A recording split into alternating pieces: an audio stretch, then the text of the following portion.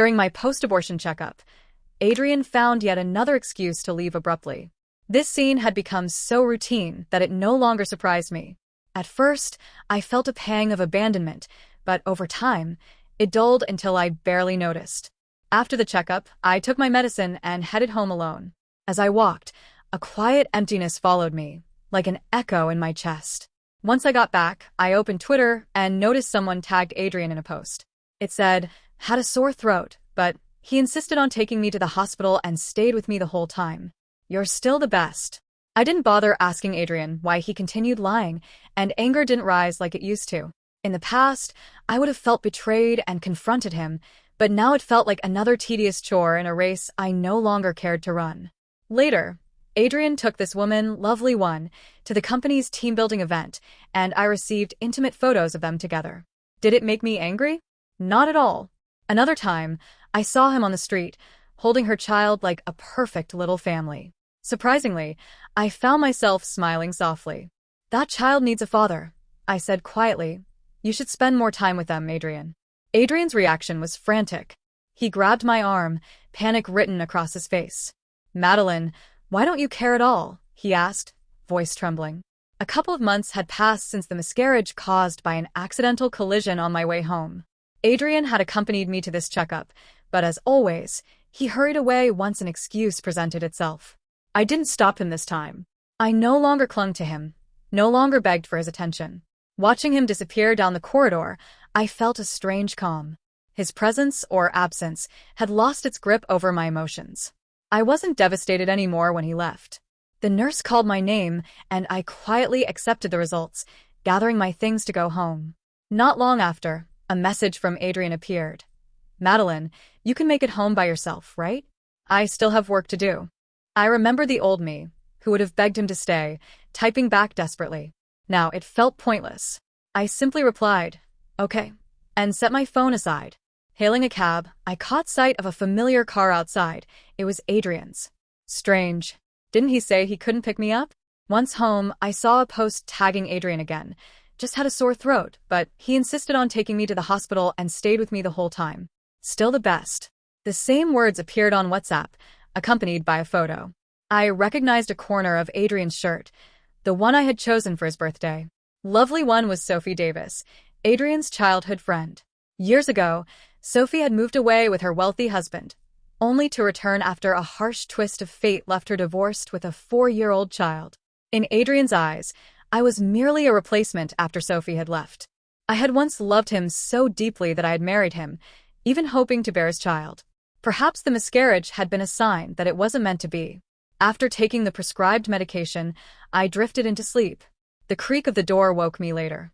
Adrian stood at the edge of the bed, brushing my hair back gently. A faint, unfamiliar perfume lingered on him. I recoiled slightly, silently refusing his touch. "How did the doctor say everything went?" he asked. I forced a smile. "Nothing important. Everything's fine." He nodded quickly, muttering an excuse about work being hectic. I didn't challenge him, simply rolling over and murmuring, "Maybe you should shower before bed." For a moment he hesitated, then I heard the bathroom door open and the trickle of the shower beginning. The next morning, I arrived at the hospital early for my pre-dawn shift. After the morning briefing, my phone buzzed. It was Adrian. His voice carried a faint irritation. "Madeline, why didn't you wake me? You left without telling me, and I overslept." I remembered the days when I had meticulously cared for him, laying out his clothes, preparing breakfast, a gentle morning call, every detail planned with love. After we married, these routines became second nature. But now, his tone made it sound as though these gestures were merely chores, obligations I was expected to fulfill without question.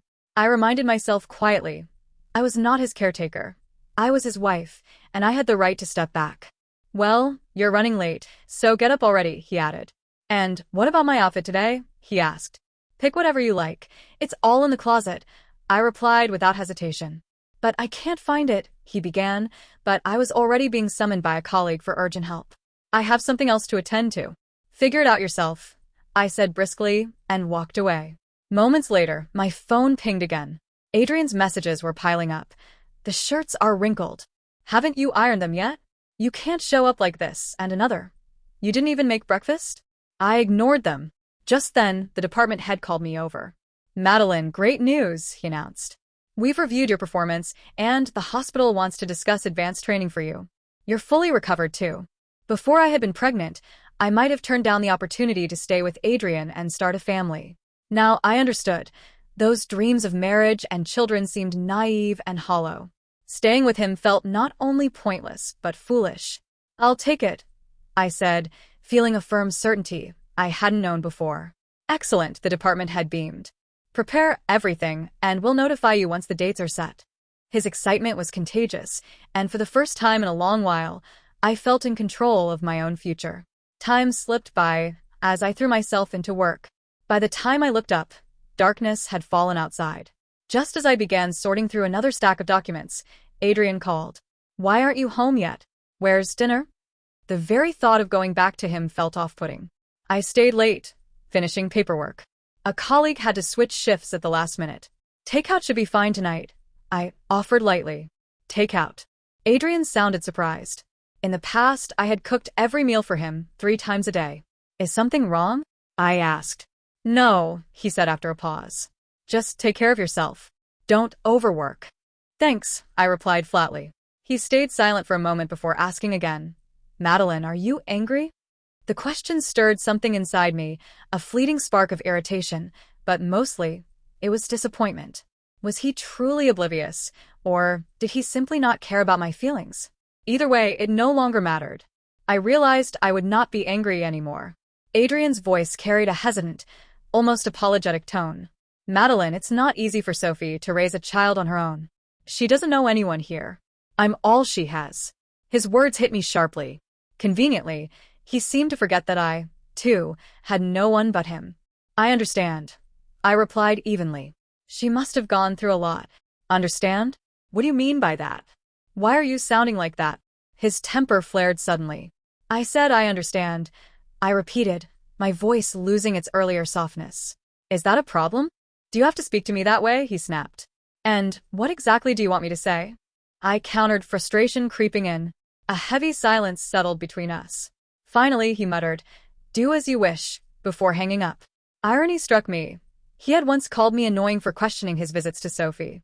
Now, even attempting to understand him seemed to irritate him. I sighed and tossed my phone aside. Dwelling on it wouldn't change anything. There were more pressing matters, like the stack of documents waiting on my desk. After my night shift, I lingered deliberately, avoiding the thought of going home. When I finally arrived, Adrian had already left for work. I took a shower and tried to sleep, but my rest was soon interrupted by the persistent ringing of my phone. It was Adrian again. "Madeline," he said, his voice tight with discomfort. My stomach hurts." Exhausted, I muttered a quick reply and drifted back into sleep. In my dreams, I seemed to hear him calling my name, faint and distant, until I pushed it away. I was eventually awakened by the sound of the bedroom door opening. Adrian stood there, his expression full of hurt. "Madeline, why don't you care anymore?" he asked. "You used to worry when I was sick, even making porridge and giving me medicine." I remembered those moments all too clearly. Once, when Adrian had a stomachache, I had asked for leave to bring medicine to his office. On the way, I got caught in the rain, my hair soaked and my appearance a mess. His colleagues laughed at me, and Adrian didn't stop them. Then he told me never to come to his office again, calling me an embarrassment. Rubbing my eyes, I said quietly, "Are you feeling better? We might be out of medicine, but you could get some yourself." He was momentarily speechless before frustration boiled over. He grabbed my arm, shouting, "Madeline, how long are you going to keep fighting with me about Sophie? I told you, there's nothing between us." "Oh, okay," I replied calmly, my tone a stark contrast to his rage. In a burst of anger, Adrian slammed the door and left. The silence that followed felt strangely liberating. Days slipped past almost unnoticed. Adrian didn't come home for several days, and I didn't bother asking where he had gone. On the 3rd day, my phone lit up with a message from him. He said he was on a business trip and even shared his location. "Okay, stay safe," I typed, letting out a quiet, ironic chuckle. No sooner had I sent the message than a tweet from Sophie appeared in my feed. The caption read, "First holiday in what feels like forever. Never thought I'd miss cotton candy. Someone insisted on buying it for me." The photo showed Adrian's hand, his wedding ring still visible. The location matched the one he had just sent me. The sight of my own ring burned against my finger, so I slipped it off and tossed it into the drawer. Work became my refuge after that. I buried myself in tasks, pushing down the emotions that churned inside me. When Adrian would return was no longer a question I cared to answer. Then, one day, he appeared at the hospital to pick me up after my shift. Seeing his familiar car parked across the street surprised me. "Why are you here?" I asked quietly. That day had been particularly draining. "Did you forget today is our wedding anniversary?" he said as he opened the car door. "Oh," I murmured. "I've been so busy. It completely slipped my mind." "Madeline, you used to care about this so much." "How could you forget?" he asked, momentarily stunned. I remembered those days vividly. Anniversaries, birthdays, every detail meticulously planned. I had gone to great lengths to celebrate, to show him how much he meant to me. Yet, each effort had later been dismissed as over-the-top or embarrassing. I recalled the surprise party at a restaurant. His words had cut deep. "Madeline, you're making too big a deal. Everyone's watching. It's uncomfortable." I had expected joy, but instead, I had been humiliated. The spark had long since died. "Let's just go have dinner," he said, ushering me into the car. The drive was quiet. Adrian kept stealing glances at me, searching for a hint of my old enthusiasm. "Madeline, what's wrong? Are you upset?" he finally asked. "No," I said, shaking my head. "No," he repeated, frustration creeping into his voice. "Then why the cold attitude? Here I am, making an effort, picking you up for dinner. Can't you at least pretend to appreciate it?" "I'm not angry, Adrian," I replied evenly. "Fine," he sighed heavily. "I promise, no more contact with Sophie." "Okay." I stared at him. Did he really think a simple promise could erase months of lies and betrayal? "Are you happy now?" he asked again. I said nothing, remaining silent for the rest of the drive. The car pulled up to an upscale restaurant where Adrian had gone all out, reserving a table, arranging flowers, and even a gift. It was a picture of romantic perfection, drawing envious glances from other diners. Just as I reached for the gift, Adrian's phone rang. "Fever? Do you have medicine?" he asked, his tone urgent. "I can't take you to the hospital today. Okay, wait there. I'll be right over." He looked at me, conflicted. "It's Sophie. Her child has a fever. I need to go." I forced myself to swallow the lump in my throat. "It's fine," I said in a monotone I barely recognized. "Go." "The child's more important." He hesitated, glancing back at me. "I'll come back to pick you up. I'll be quick." With that, he grabbed his coat and hurried out. I was left alone with the half-eaten cake. Rain lashed against the windows, mirroring the tears I refused to let fall. I sighed, finished the cake, and left the table. Hailing a cab, I made my way home, unshielded from the drizzle that cut cold across my face. Back in the apartment, after a warm shower, I saw Sophie's tweet again, this time a photo of Adrian with her and her child, bathed in warm light, a stark contrast to the chill outside. Adrian didn't return home until the following morning. As soon as he walked in, he started explaining, "Jessie had a high fever all night. It wouldn't go down." Jessie, Sophie's child. The name felt foreign on my ears. "Is everything okay now? Why didn't you stay longer?" It must have been hard for Sophie to handle a sick child alone, I asked, nodding curtly. Adrian paused while taking off his coat, a flash of irritation crossing his features. "Are you being sarcastic again?" he sighed, the weariness in his voice heavy. Whether real or performed, I couldn't tell. "I didn't sleep all night. I'm exhausted." "Then get some rest." "I'm heading to work," I said, reaching for my bag. "Madeline," he grabbed my arm. "What is it?" I asked. "We'll make up for the anniversary celebration next time, all right?" A ghost of a smile flickered on my lips, empty of feeling. "I'm not mad." He looked at me, searching, then hugged me, a gesture as hollow as his promises. "There's a company team-building event this weekend," he murmured into my hair. "Let's go together."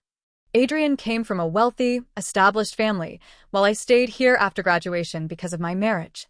His colleagues and friends often looked down on me. Yet, despite their disdain, they frequently asked Adrian to have me help with minor health issues because of my hospital experience. I remembered bringing him meals or medicine whenever he had stomachaches at his office, but he never introduced me to his colleagues. Snapping back to the present, I said, "I might need to work overtime next weekend."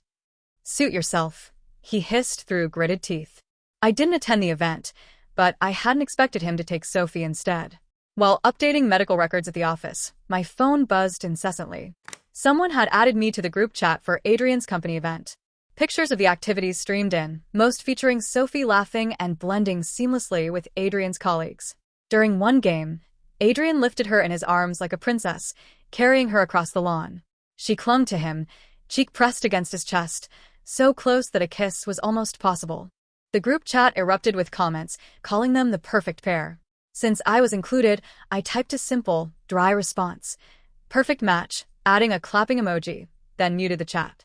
By the time I finished my work, the sky had darkened, and Adrian's calls and messages had piled up. Madeline, answer the phone. It's not what it looks like. Where are you? I'm coming to find you. I finally called him back. He answered immediately. Madeline, why didn't you pick up? Where are you? I went home, but you weren't there. I'm outside the hospital now. Yes, I'm at the hospital. I'm coming down, I replied. On the ground floor, Adrian's car was waiting. He took the folder from my hands and said, "Let's go home." As I reached for the door, nausea twisted in my stomach, not from motion, but from the sight in the passenger seat. Sophie. She gave me a small, apologetic smile. I get carsick easily. Would you mind sitting in the back? The audacity. She was invading not just my marriage, but my personal space. Adrian, ever obliging, said, Madeline, please sit in the back for now. I'll drop her off first, then you can move to the front. No need, I muttered. The back is fine. Sliding into the seat, I felt no comfort from the leather, only the icy tendrils of betrayal creeping through me. Sophie, oblivious, chatted away. I haven't been back in a long time. Adrian was free, so he took me out. You don't mind, do you? I don't mind, I said flatly. Then, a thought laced with dark humor slipped out. Did you have fun? If not, maybe let my husband take you somewhere else next time. He's free on weekends. Adrian's frown deepened, but Sophie patted his arm gently. You've been carrying me all day. We won't go out again soon, right, Adrian? You've been working hard. He nodded stiffly. After dropping Sophie off, he turned to me. Madeline, come sit in the front. No need, I replied evenly. The back is spacious and comfortable. The irritation in his eyes betrayed his patience wearing thin. Stop being difficult. I only took her out because she was bored and needed company. I believe you, I said flatly.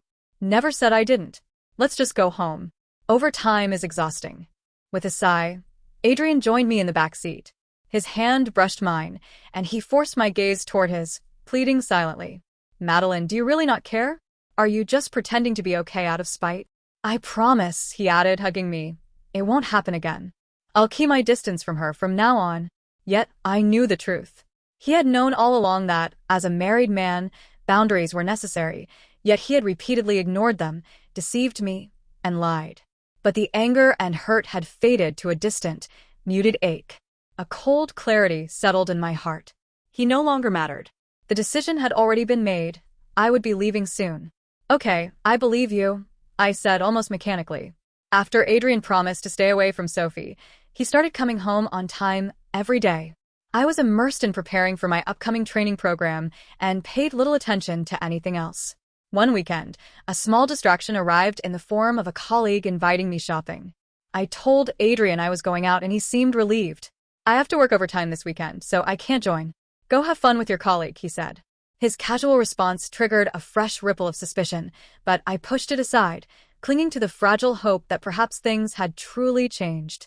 Yet fate had other plans. Rounding a corner in the mall, my breath caught. There, in a brightly lit children's restaurant, sat Adrian. Jessie perched on his lap, messy with giggles and tomato sauce, while Sophie doted on them both, the picture of domestic ease. I froze, watching the smile on Adrian's face. They looked like a family. A nudge from my colleague pulled me out of my paralysis. Madeline, why are you just standing there? I forced a brittle smile, hiding the devastation within. As I turned to leave, I saw Adrian's eyes on me. He had noticed. I moved, but he quickly set the child down and ran after me. Madeline. He caught up and grasped my hand. Jessie was crying, wanted fries. I only came because the child was upset. His explanation, desperate as it sounded, felt hollow. I withdrew my hand. It's fine. Go back to them. No, I'll come with you. What are you shopping for? I can help. There's no need. I'm with my colleague. He held my hand tighter, refusing to let go. Then, A small hand reached for him. "Daddy, take me to the amusement park." Sophie emerged, her voice dripping with faux sympathy. "Madeline, I'm sorry. Jesse doesn't understand yet. He's still young." Yes, the child was young, but calling another woman's husband daddy was intolerable. Still, I kept my voice calm, laced with indifference. "You're right. A child needs a father figure. Perhaps you should spend more time with them, Adrian." I pulled my hand away and started walking. Adrian let go of Jesse's hand and followed me. "Madeline, wait. Listen to my explanation." Behind us, Jesse cried loudly, and Sophie clutched him as if I were the intruder. "There's nothing to explain," I said flatly. "It's perfectly clear." "Please listen, Madeline," Adrian pleaded, gripping my hand. "It's the child. Being apart from the father at this age, it's hard for him. He's attached to me. Can you understand that?" "I understand. It's the child," I replied. Nodding, I resisted any further emotional involvement. What did he expect me to accept? The hypocrisy. I remembered the first year of marriage, when his family pressured us to have children. They blamed me for not conceiving yet. Adrian had assured me we weren't ready, but it wasn't true. He simply didn't want children with me. As I turned to leave, he stepped in front of me, blocking my path. "Madeline, why? Why aren't you angry anymore? What are you thinking?" I met his desperate gaze, neutral and controlled. His phone buzzed, flashing the name Lovely Sophie, a reminder of his betrayal. He answered anyway. "Don't cry. What's wrong?" Silence, then a gasp. "Jesse is missing? Calm down, I'm coming." I stepped aside, voice flat and devoid of feeling. "Go quickly." He hesitated briefly, guilt flickering across his face, then rushed off. Hours passed as I methodically packed my things. By the time Adrian returned, I had nearly finished. To my surprise, he arrived earlier than expected. "Madeline," his voice wavered with confusion. He stared at the suitcase spread across the bed. "What are you doing? Did you find the child?" I asked calmly, continuing to fold my clothes. He ignored the question, snatching the garments. I said, "What are you doing? Why are you packing?" His desperation clashed with my calm efficiency. Sitting on the edge of the bed, I met his gaze. "I've decided to go for advanced training at a hospital out of town. I leave tomorrow." Shock froze him. "Training? Out of town? Why wasn't this discussed?" "We need to talk." I raised an eyebrow, silent but firm. "Why should I discuss it with you? Can I make my own decisions?" He surged forward, trying to sit beside me. "No, you can't go." A humorless smile played on my lips. "And what makes you think you can stop me, Adrian?" "Because I am your husband," he declared. I smiled faintly, a chill edge to it. "Then let's get a divorce." The words fell heavy, final. All the love, trust, and dreams we once shared had turned to ashes. He stared, wide-eyed. "Wow, what?" I said, "We should get a divorce." "We can't. You're just angry, right? We've been together since college. You wouldn't throw it away so easily." "Madeline, I've tried to consider your feelings. What more do you want?" I waited for him to finish, then said flatly, "I don't want anything from you, except a divorce." He pulled me into his arms, trembling. "Madeline, how can you divorce me? Don't you love me anymore?" Love. A word that had lost all meaning in our marriage. Things that had once been confusing became clear the moment I stopped loving him. How could one-sided effort be called love? In any relationship, if my devotion was never returned, it wasn't love. My unwavering care had been met with Adrian's selfish indifference. He had never truly loved me. Yet I had stayed, comforting him when Sophie abandoned him, even foolishly marrying him. At one point, I had considered having a child with him. In hindsight, I finally saw how foolish I had been. Adrian resisted the idea of divorce, but I didn't let that stop me from moving forward with my training. Once off the plane, I checked into the hospital to report in, ready to embrace a new chapter. The dormitory they provided became a small refuge from the emotional chaos of the past days. A knock at the door brought the trainee coordinator. He informed me that the doctor assigned as my mentor was still operating and asked me to wait. Hours passed until a tall young man strode into the office. A senior colleague clapped him on the shoulder and said, "Dr. Graham, your new apprentice is here. She's been waiting all afternoon." "Dr. Tyler Graham?" I blinked in surprise. He looked far younger than I had expected for someone in such a senior position. After washing his hands, he glanced at me while drying them. I immediately stood. Hello, Dr. Graham, I'm Madeline, I presume, he said, tossing a thick stack of documents onto his desk. Familiarize yourself with these. Join me on ward rounds tomorrow morning. He was strict, even more so than my mentor during my internship. I nodded, gathered the documents, and left when he said nothing further. That night, I stayed up reading, almost oversleeping the next morning. Tyler made no comment, simply introduced me briefly to the staff, and began rounds, asking questions along the way. His intensity made me nervous, but I answered everything correctly. Later, a colleague teased me, eyes glinting. Madeline, Dr. Graham is known for reducing first-day trainees to tears. You survived his first day, well done. Do you think he has a soft spot for you? Or maybe you for him? I let out a tired exhale. No way, I'm married, I said flatly. The moment was interrupted by a clatter behind me. Tyler had tossed a stethoscope onto the table with unnecessary force. My colleague, flushed with embarrassment, scurried away but returned seconds later, breathless. Madeline, someone's here to see you. They say it's your husband. Adrian. Rising, I moved toward the entrance, and there he was, travel-worn and flustered. Why haven't you answered my calls or messages? He demanded. I remained calm. Why are you here? I was worried. You didn't reply. I'm fine, I interrupted. You don't need to worry about me. I turned to return to the office to pack my things. But you're my wife, he insisted, following me. How can I not care? I ignored him and glanced at Tyler, who was still typing. Dr. Graham, is there anything else I need to do tonight? He looked up briefly. No. You're dismissed. I nodded and headed out. Adrian still trailing. Are you mad? Don't you miss me? I'm not mad, Adrian. Really? Don't believe you, he shot back undeterred. Fine, don't believe me, I said. I headed downstairs, only to find Adrian had driven over, bringing a pile of luggage. Madeline, he announced, I rented a place here. I plan to stay with you. Incredulous, I asked, what about your job? My job. He bristled. I quit.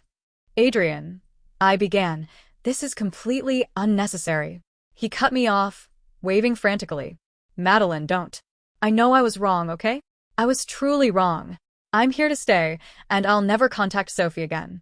Does that make you happy? His naive attempt at a solution almost made me laugh. Whether you contact her or not is irrelevant, I said firmly. The problem isn't Sophie. She's the symptom, not the disease. The disease is our incompatibility, the cracks that have existed since the beginning. Whether you contact her is my business, but you should seriously consider the divorce. I had no intention of getting into his car. As I turned, he grabbed my hand. Madeline, please. Give me another chance. His pleas felt monotonous, fading into the bustling hum of the hospital. I struggled to pull free, but he held on tightly. Not wanting a scene, I gave up for the moment, a cold resolve settling over me. The drive was filled with unwanted chatter. Madeline, I shopped for your favorite meal. I'll cook for you when we get back. Are you hungry? Madeline, how long are you planning to stay for training? Your mom called me, too. She thinks it's time for us to have a child. Adrian.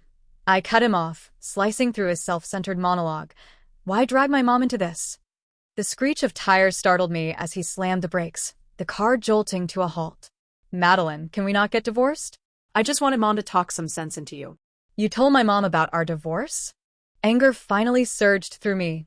After my father passed, my mother lived alone in our hometown. I had wanted her here with me, but Adrian had always opposed it, claiming it would be inconvenient. Madeline, he tried to bargain. Don't be angry. How about we invite your mom over? You must have missed her, right? Adrian, I said, my voice steely. Don't you dare bring my mom into this mess. I didn't care if he spent the night with Sophie, but involving my mom pushed me past the point of patience. She was a victim of his manipulations, and I would not let him drag her into his games. Adrian, stop making decisions for me. Before I could finish, my mom called, frantic after hearing about the divorce from Adrian. It took time to calm her down, my heart aching with worry for her. I held back tears until I hung up. Madeline, he stammered, confusion thick in his voice. Why are you crying? He reached to wipe my tears, but I swatted his hand away.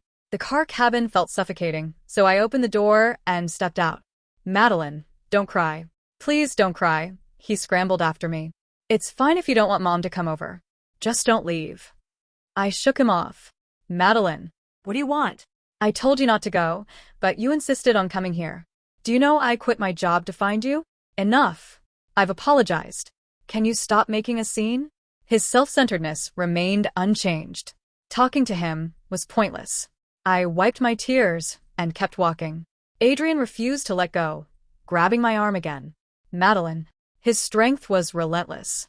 After several attempts to shake him off, I finally shouted, Adrian, let go. Let go of me. Before he could respond, a firm hand clamped onto his arm. Startled, I looked up to see a familiar figure. Didn't you hear her? The voice was calm but commanding. Tyler? Who are you? Adrian sputtered.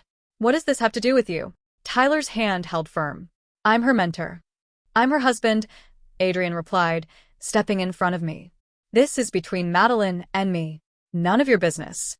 A relationship is built on mutual respect, Tyler countered quietly. Adrian paused. Respect, something he had never shown me. With a scoff, Adrian ignored Tyler, grabbing my arm again. Madeline, we're going back. I turned to Tyler. Dr. Graham, I'm sorry. Thank you for your help. I appreciate it. Adrian shoved me into the car, fuming, as if he had already forgotten why he had come. I remained silent, letting him act out his theatrics. The apartment he rented was far nicer than my dorm. As soon as we arrived, he began washing vegetables and preparing dinner, pretending nothing had happened. Madeline, relax or take a shower first. I'll call you when dinner's ready, he said. I watched him, with detached amusement. His mother had always bragged about how spoiled he was, how no one let him step foot in the kitchen. I remembered her condescending words.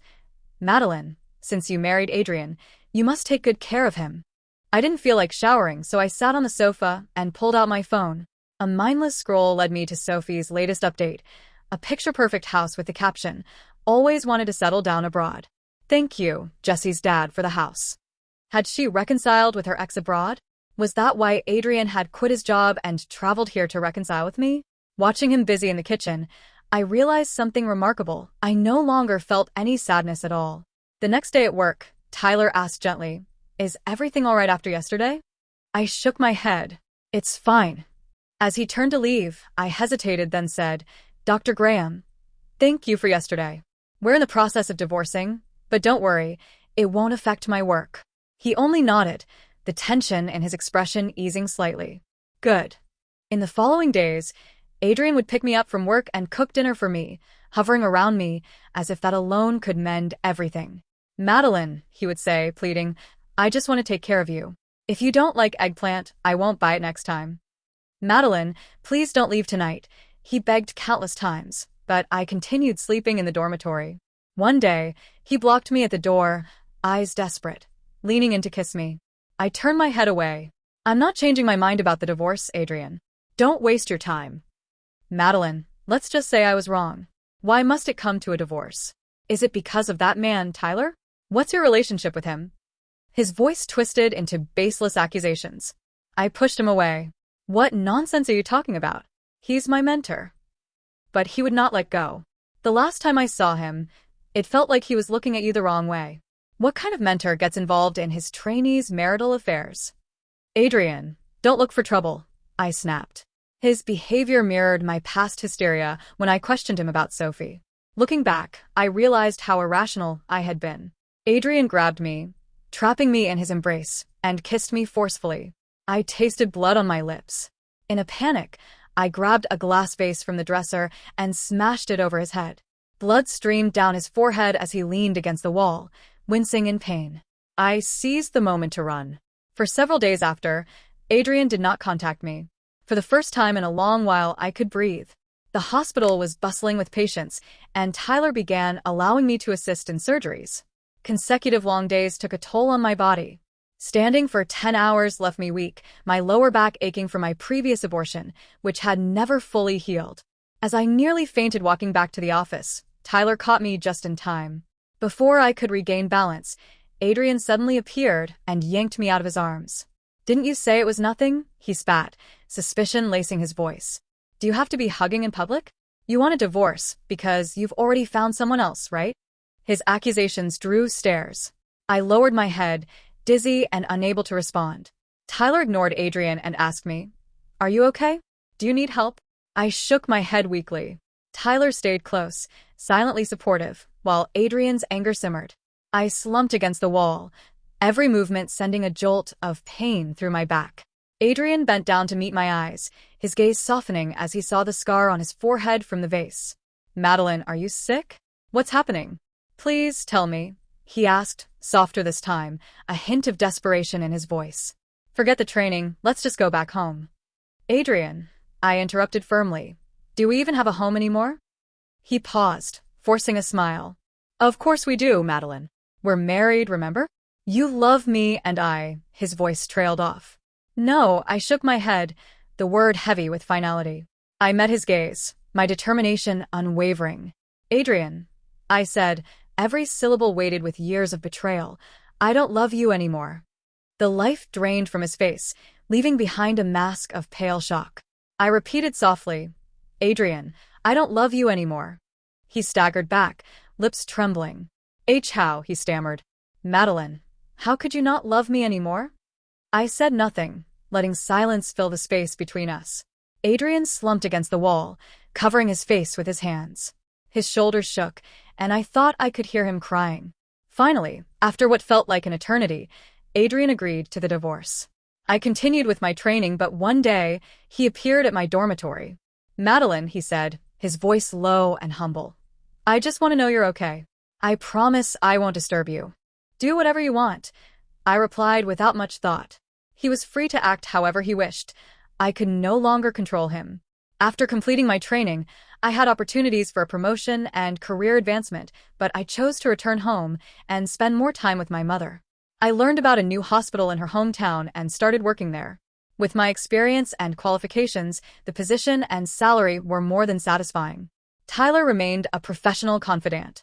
Our occasional conversations, full of work-related advice and quiet curiosity about each other's lives, always ended with a lingering silence, a space filled with unspoken possibilities. Then, on New Year's Eve, he called unexpectedly. His words were slightly slurred. "Happy New Year," he said. He must have been drunk. Perhaps it was the holiday spirit, or the surprise of the call, but something flickered inside me. "Happy New Year," I replied, softer than usual. A silence stretched between us, thick with unspoken words and questions. I waited, about to hang up, when he whispered, "Madeline?" My heart hammered in my chest, frantic and unsure, but I didn't respond. Eventually, he hung up after a long pause. After returning to my hometown, Adrian visited a few more times. I kept him outside, never letting him into the house. The man looked haggard, worn down by life. I heard that after Sophie remarried her ex-husband, she continued to meddle in his life, causing him constant trouble. He was now jobless, living in fear, facing threats he could not escape. But that was his life. It had nothing to do with me anymore.